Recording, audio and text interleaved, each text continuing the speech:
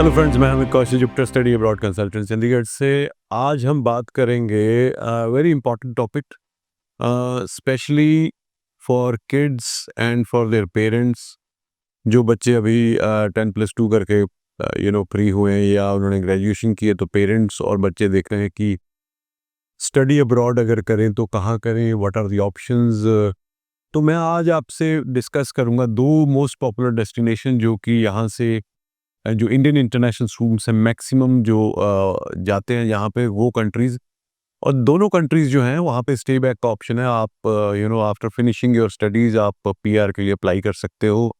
And in the past, मतलब पिछले 15-20 साल में बहुत सारे बच्चे जो हैं, जो बहुत स्टूडेंट्स हैं, वो ऑन स्टूडेंट वीज़ाज़ इन कंट्रीज़ में गए और जाके उन्होंने पढ़ाई की and then they got PSW, जिसको हम बोलते हैं post graduate work permit, post study work permit. तो and then after later on they got the permanent residency and subsequently the citizenship also. तो जी हाँ, आपने बिल्कुल सही सुना या इमेजिन किया। ये दो कंट्रीज हैं, ऑस्ट्रेलिया एंड कनाडा। तो जनरली देखा गया है कि जो नॉर्थ इंडिया की मार्केट है, क्योंकि साउथ में US is the number one priority. But with this video, I would like to address the parents and students of South India also, South India, Western India, Central India, because इस time पे जो the status in USA is very volatile in terms कि बहुत सारी जो policies हैं वो change हो रही हैं because of the new president and पीछे आपने सुना होगा कि जो interviews हैं वो भी hold कर दी थी। खैर फॉर्चुनेटली अब दोबारा इंटरव्यूज जो है स्टूडेंट वीज़ा के लिए खुल गई हैं। बट देन अभी आज का जो टॉपिक रहेगा वो रहेगा ऑस्ट्रेलिया एंड कनाडा। तो ऑस्ट्रेलिया एंड कनाडा की अगर मैं बात करूं तो सबसे पहले जो चीज़ सबसे इम्पॉर्टेंट है, द एलिजिबिलिटी। उसके लिए Australia has little stricter norms and guidelines as compare to Canada. तो हम अगर एकेडमिकली बोलें तो ऑस्ट्रेलिया में gaps are not accepted, specially for student जो +2 के बाद जा रहे हैं। तो अभी जिन्होंने बच्चों ने 2024 में +2 की थी, उनके लिए लास्ट इनटेक जो रहेगा वो रहेगा अक्टूबर 2025 का। और ये भी वो लोग यहाँ इसमें एलिजिबल होंगे जिन्होंने 2024 में अपनी +2 करने के बाद एडमिशन ले ली थी। तो अगर आपने 2024 में एडमिशन नहीं ली थी +2 करने के बाद, then you do not qualify for study in Australia after 10+2। हाँ, ग्रेजुएट्स अगर हैं तो they qualify and they can apply. But अगर हम कनाडा की बात करें तो ऐसी कोई स्ट्रिक्ट गाइडलाइंस एडमिशन्स के लिए नहीं है। As long as you are eligible to qualify for a program in any university और गवर्नमेंट कॉलेज, तो the college and the universities are happy to accept you. Number 2, Canada में थोड़ी देर पहले तक एक सिस्टम था जिसको एसडीएस बोलते थे, स्टूडेंट डायरेक्ट स्ट्रीम, जिसमें कुछ कंट्रीज जो हैं वो पार्टिसिपेट करते थे।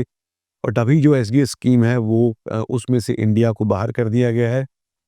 तो इसका फ़ायदा भी हुआ है, आई वुड से कि फ़ायदा है, क्योंकि एसडीएस स्कीम में क्या था कि आपको you were mandated to deposit 1 year tuition fees, 1 year living expense और कुछ चीज़ें, शर्तें आपको पूरी करनी पड़ती थी, जिसमें जो ओवरऑल एक्सपेंडिचर इनिशियली जो था वो तकरीबन 25 से 30 लाख के करीब चला जाता था।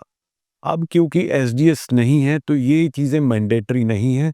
तो अगर अब आप कनाडा में स्टडी के लिए अप्लाई करते हो तो आपको 1 साल की लिविंग एक्सपेंस जो कि 20,000 समथिंग कैनेडियन डॉलर्स है, वो आपको अपफ्रंट डिपॉजिट करवाने की ज़रूरत नहीं है। You can show funds in your accounts equal to the living expense.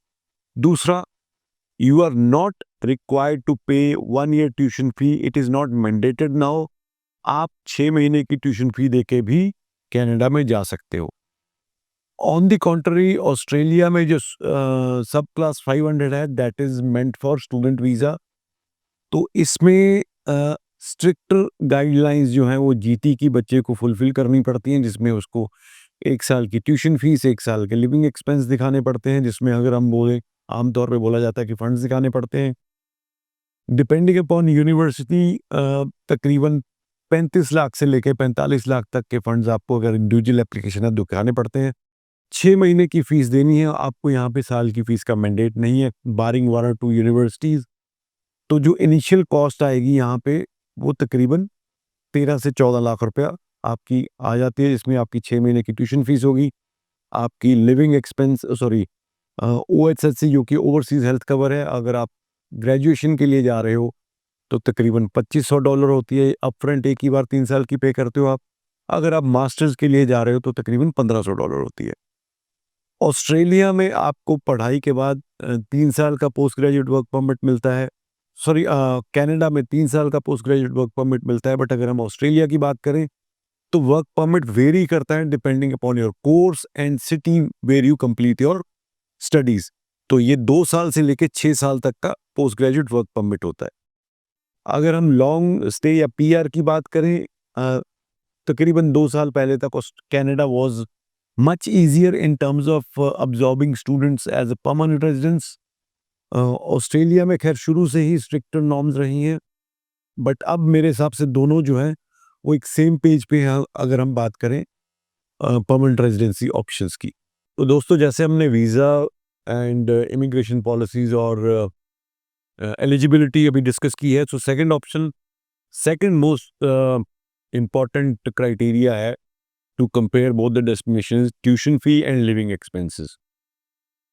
अगर हम कनाडा की बात करें तो कनाडा में जो ट्यूशन फीस है गवर्नमेंट कॉलेज टू यूनिवर्सिटीज़ की अगर हम बात करें तो that varies between 15,000 Canadian dollars per annum to 35,000 Canadian dollars per annum.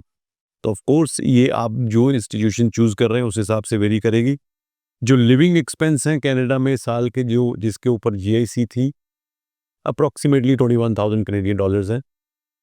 और अगर इसको हम कंपेयर करें ऑस्ट्रेलिया से, तो ऑस्ट्रेलिया में जो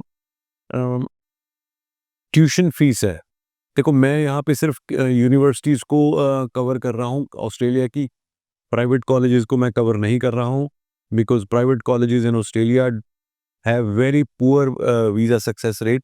आई एम नॉट सेइंग कि वीज़ा नहीं आते, बट आते हैं, बट अगर हम यूनिवर्सिटी कैटेगरी से कंपेयर करें तो बहुत फ़र्क है। तो अगर हम यूनिवर्सिटी कैटेगरी की बात करें तो 25,000 ऑस्ट्रेलियन डॉलर्स से लेके 45,000 ऑस्ट्रेलियन डॉलर्स तक साल की फ़ीस आती है। लिविंग एक्सपेंस जो ऑस्ट्रेलिया में हमें शो करने पड़ते हैं वो है 29,710 ऑस्ट्रेलियन डॉलर्स। तो इस पॉइंट ऑफ व्यू से अगर हम चलेंगे तो कनाडा हमें ज़्यादा अफोर्डेबल लगता है। कनाडा में हमारी लिविंग एक्सपेंस भी कंपैरेटिवली कम है, बट नहीं, अगर हम एक्सचेंज रेट बात करें तो ऑस्ट्रेलिया और कनाडा के लिविंग एक्सपेंस ऑलमोस्ट सिमिलर ही है, बट हाँ ट्यूशन फीस में काफ़ी फ़र्क है। उसके बाद job market and work opportunities दोनों ही कंट्रीज़ में आप 24 घंटे एक हफ्ते में काम करने के लिए एलिजिबल हो during your studies, and during semester breaks you can work full time.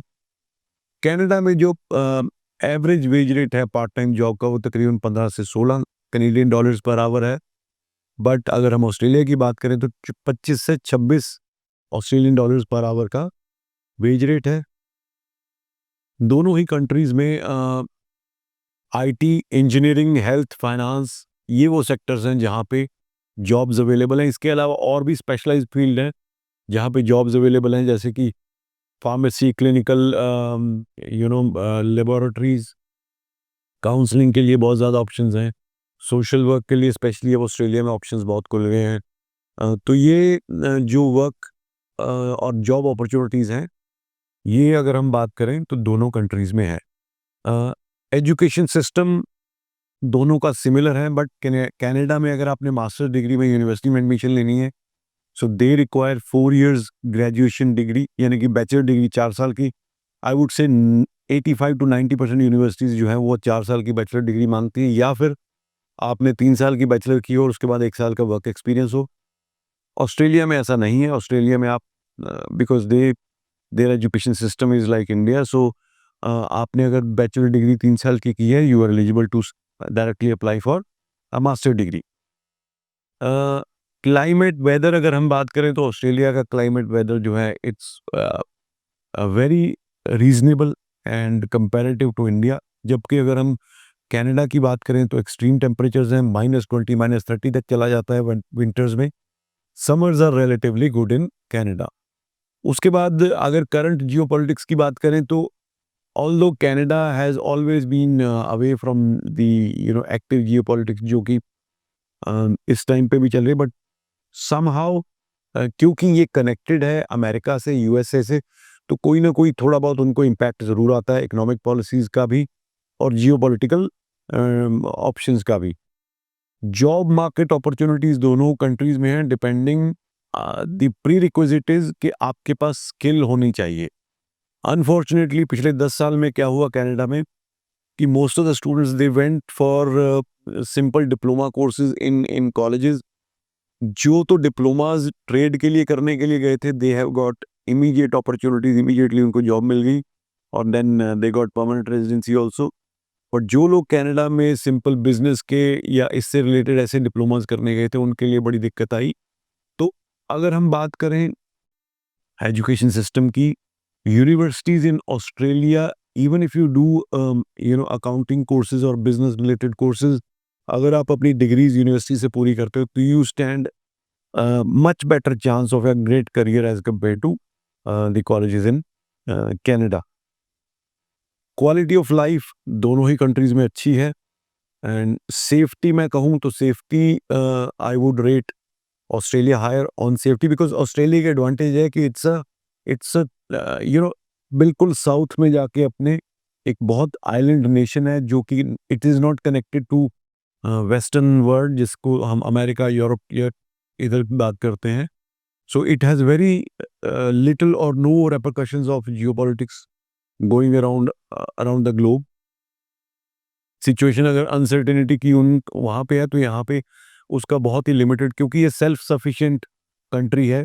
Although बहुत सारी चीज़ें ये बाहर से इंपोर्ट करते हैं, but they are not relying on other countries to run their economy. Yes, they require skilled people, they require the manpower, for which इन्होंने इसीलिए ये जो स्टूडेंट एजुकेशन का पाथ प्रोग्राम है ये हम इंट्रोड्यूस किया था, तो कि लोग यहाँ आएँ, आके पढ़ें, इनके एजुकेशन सिस्टम में स्किल एक्वायर करें and they if they are good enough they can be absorbed in the economy back there in Australia. तो ये एक कंपैरिजन मेरे हिसाब से आपके लिए हेल्प करेगा in deciding the destination. Canada बहुत सारे लोग बोल रहे होंगे बंद है, बट मैं आपको बताता हूँ गुड न्यूज़ ये है कि लास्ट वीक ही कनाडा और इंडिया की गवर्नमेंट ने डिसाइड किया कि दोनों अपने अपने हाई कमिश्नर्स जो हैं वो एम्बेसीज में दोबारा रीइंस्टेट करेंगे, जो कि कर दिए गए हैं। And I am seeing that there are many visa grants from Canada in recent 3-4 days. और ऑस्ट्रेलिया में और यूनिवर्सिटीज़ का वीज़ा सक्सेस आपको पता ही है, तकरीबन 78-80% के करीब चल रहा है, which is much better than other destinations. तो ये एक ओवरऑल पिक्चर थी। आई वुड थिंक दैट आप इसके थ्रू एक डिसीजन पे पहुंचने के लिए आपको ये हेल्प करेगी। एंड अगर आप फिर भी कोई क्लैरिटी चाहते हो तो दिए हुए नंबर्स पे कॉल करके हमारी टीम से बात कर सकते हो and we'll be more than happy to assist you. Thank you so much.